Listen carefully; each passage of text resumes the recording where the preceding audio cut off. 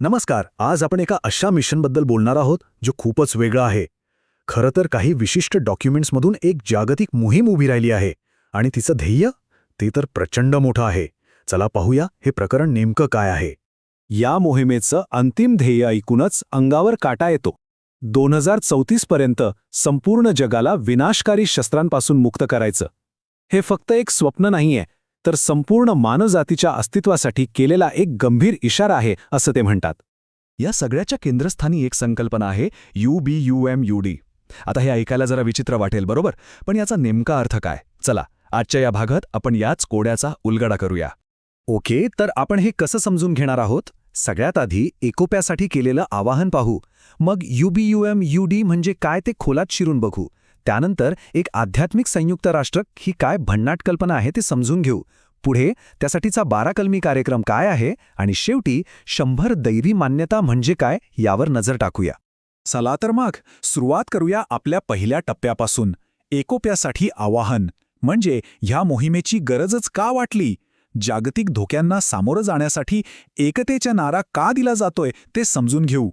आता गंमत बघा, ही मोहीम स्वतःला कुठल्याही राजकीय गटाची किंवा संस्थेची मानत नाही.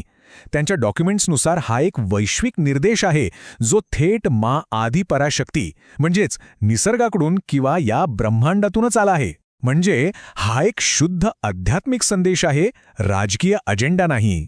ओके, तर हा आध्यात्मिक संदेश आहे हे कळलं. आता वळूया या मोहिमेच्या मूळ गाभ्याकडे. UBUUM याला त्रिमितीय संतुलन किंवा 3D बॅलन्सिंग फेनॉमेनॉन असंही म्हटलं जातं. पण या 3 अक्षरांमध्ये नक्की दडलंय काय? यातला पहिला भाग आहे UB म्हणजे युनिव्हर्सल ब्रदरहूड. सोप्या भाषेत सांगायचं तर विश्वबंधुत्व. म्हणजे काय तर जात, धर्म, देश या सगळ्या भिंतींच्या पलीकडे जाऊन आपण सगळे एकाच कुटुंबाचा भाग आहोत ही भावना जागृत करणं. पुढचं आहे UM युनायटेड मास्टर्स. ही एक इंटरेस्टिंग कल्पना आहे. ही एक अशी संस्था असेल जी सध्याच्या जागतिक संघटना आहेत ना, जसं की UN, त्यांना मदत करेल. कशी मदत?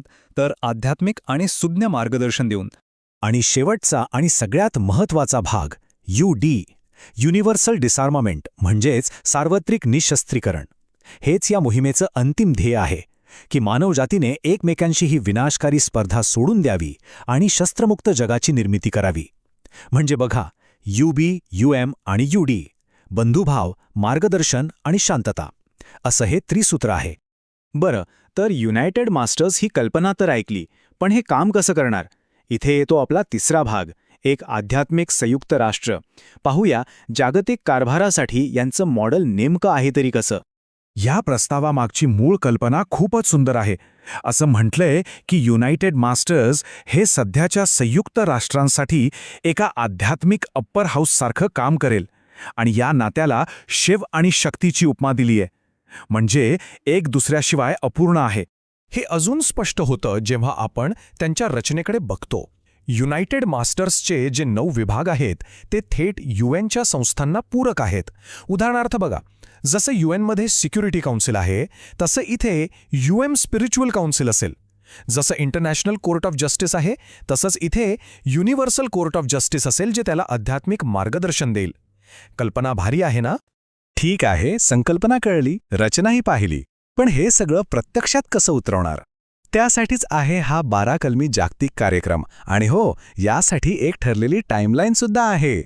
या कार्यक्रमाची सुरुवातच इतक्या ताकदीच्या वाक्याने होते की विचारायची सोय नाही. मार्टिन ल्यूथर किंग ज्युनियर यांचं वाक्य आहे, अहिंसा किंवा अस्तित्वहीनता, non violence or non existence. म्हणजे एकतर अहिंसेचा मार्ग निवडा, नाहीतर आपलं अस्तित्वच धोक्यात आहे. यातूनच या योजनेची गंभीरता लक्षात येते. या योजनेतले काही महत्त्वाचे टप्पे बघूया. डिसेंबर 2025मध्ये UNमध्ये विनाशकारी शस्त्रांवर जागतिक आणीबाणी घोषित करण्याचा प्रस्ताव आहे. मग मार्च 2026मध्ये अमेरिका, रशिया, चीन या G3 देशांसोबत एक ऑनलाईन सेशन. त्यानंतर एप्रिल 2026मध्ये अर्थ डेच्या दिवशी जगातल्या 9 अणुवस्त्रधारी देशांसोबत बैठक. आणि मग ऑक्टोबर 2026पर्यंत युनायटेड मास्टर्सला एक अनौपचारिक मान्यता मिळवण्याचं ध्येय ठेवण्यात आलं आहे.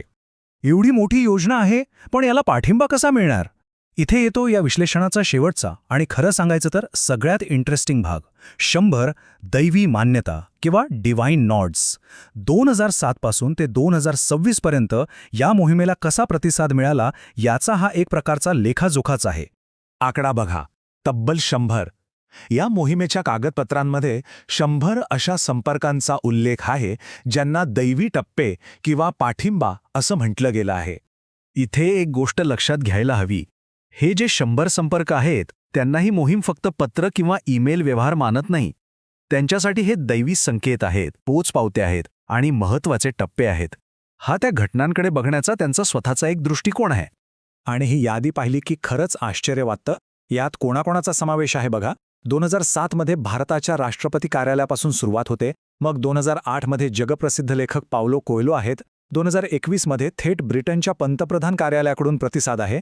आणि अगदी अलीकडे 2026 मध्ये ओपन AI टीम आणि टोरंटो युनिव्हर्सिटीसारख्या संस्थांचाही उल्लेख आहे. हा चार्ट बघा, यातून या मोहिमेचा प्रवास कसा झालाय ते दिसतं. सुरुवातीच्या काळात म्हणजे 2007 ते 2014 पर्यंत प्रतिसाद कमी होता, पण जसजसा काळ पुढे गेला, विशेषतः 2025च्या आसपास या संपर्कांची संख्या खूप वाढलेली दिसते. यातून या मोहिमेचा प्रभाव वाढतोय असं त्यांचं म्हणणं आहे. थोडक्यात सांगायचं झालं तर या मोहिमेचा प्रवास कसा झालाय.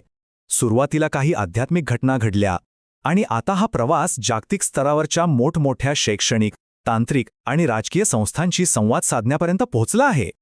यातून या मोहिमेचा आवाका किती वाढलाय हेच दिसतं.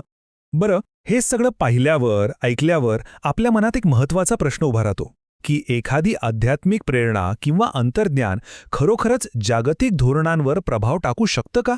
हा प्रश्न फक्त या मोहिमेपुरता नाहीये. हा आपल्या सगळ्यांना विचार करायला लावणारा प्रश्न आहे.